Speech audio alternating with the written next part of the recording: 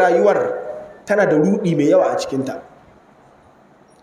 Yanzu wani baya tunanin mutuwa da karewa wannan rayuwar, saboda yadda ɗan adam ya kasa gane haƙiƙanin duniya kuma yana cikinta. Yanzu duniya ta yi shekara nawa? Ku yi kiyasi mana a kimiyyance. Sun ce ta yi biliyan 5 suka ce, barta ta yi haka.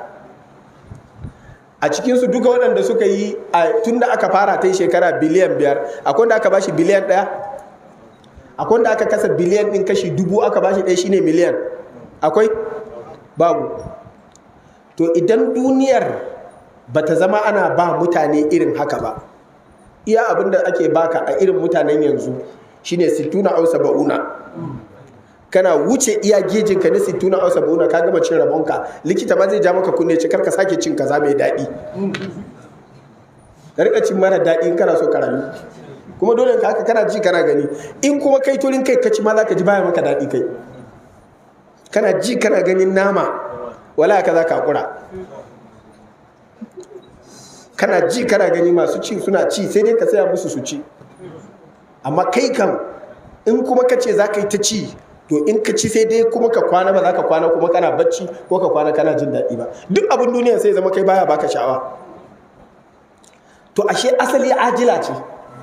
Don haka shekarun jin daɗin a ciki nawa ne? In ka cire shekarun yaranta wanda mutum baya kirga su ma a cikin prime, wato lokacin da ya zama mutum, yana cire shekara 15 ɗin farko, shi ma bai san me ya a ciki ba.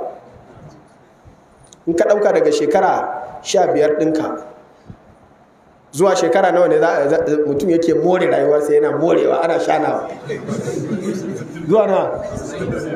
Zuwa na ku kara da Allah, saboda mu shiga ciki. Ka ce zuwa shekara 60 ɗin da Annabi sallallahu alaihi wasallam ya faɗa, zuwa shekara 60, yace galibin al'ummarsa shekara 60 za su yi sai 70. To a ce zuwa shekara 60, daga nan cikin shekara 60 ɗin nan ko kana da rai kullum kana tsoron mutuwa. Daga kullum gudun da kake a mota kai da kanka za ka rage. Duk abin da kake yi za ka canja.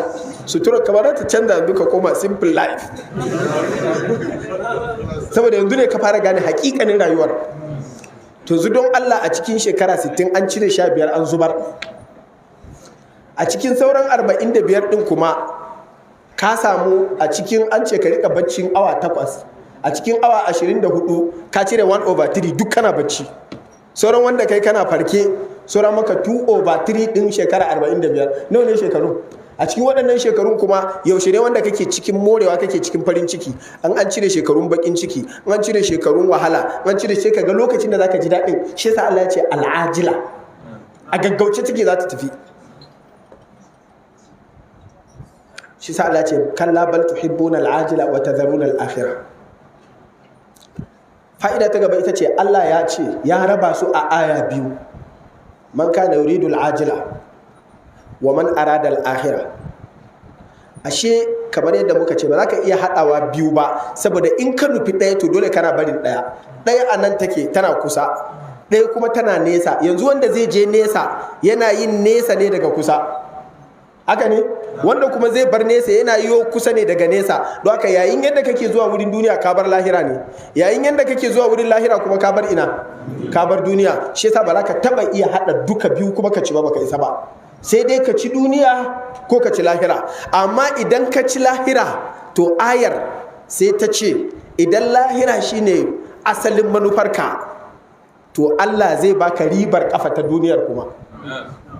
Kana gudu kana tafiya za ka je wurin lahira, to ita duniya za ta rinka binka ita da kanta. Amma kana gudu kana barin lahira za ka zo duniya, to ita ba za ta biyo ka ba.